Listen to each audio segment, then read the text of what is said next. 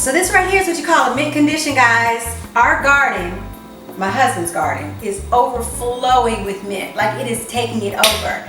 And as much as I love the garden, my challenge is always, what am I gonna do with all the stuff in the garden? I mean, I cook, but I don't really cook with mint. So I had to do some investigating as to what I could do, and I decided the first thing I was gonna do is a peppermint infused oil. Not an essential oil, because folks go in on the internet if you call it the wrong thing. This peppermint infused oil, so I'm going to be using a carrier oil and infusing it with mint. Makes sense? It is suggested that you harvest your mint first thing in the morning. I guess when it's cooler and the oil is maybe more potent, it hasn't dried out. I had a little blooper with that though, so stick around for the end of the video. I'll show it to you. Kind of hilarious.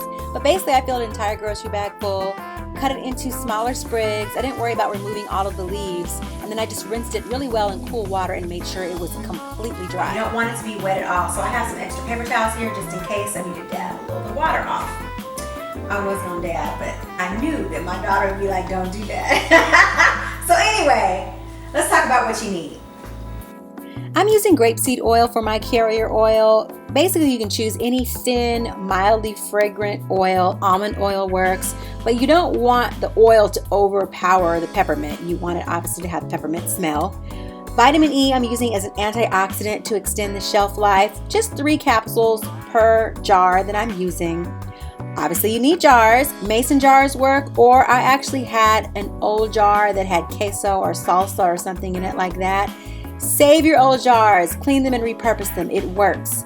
A wooden spoon, I'm actually going to use the handle because it's going to fit in the jar and help me to muddle and crush the mint. A strainer for the end process, and maybe a funnel as well. So you want to make sure, of course, that your jars are clean and dry. And start by adding maybe a 1/4 cup or so of your carrier oil. I did not measure it, but the idea is just to have some oil already in the jar before you add the first small amount of leaves, so that the oil from your leaves has something to actually go into. And choose the leaves that are free of bruises and imperfections. Try to pick the most hardy and green leaves that you can. So you want to crush the leaves into the jar, bruise them gently, and then just continue to add leaves and continue to add more oil, and just, it's kind of like a layering process. But you want to crush the leaves in between. Make sure that you do a good job of bruising those leaves, because that is what helps extract the oil as you're mixing. I did get to the point where I started to add the leaves individually. The stems won't hurt. I mean, I was adding the stems in at the beginning, but it felt like they were taking up too much room. So I just started to add the leaves one by one. And then just keep doing it until you get to the top, but make sure you mix really well. Make sure you're crushing and mixing really, really well. Looks good, huh? Now the vitamin E is optional, and I'm actually using just vitamin E capsules that you can get from any health food store or any grocery store for that matter. But if you were going to sell this or maybe even give it as a gift, you might want to get commercial grade vitamin E T50 just to use something that's really for that purpose. Then just put your lid on and shake it up. Shake it up, shake it up, shake it up.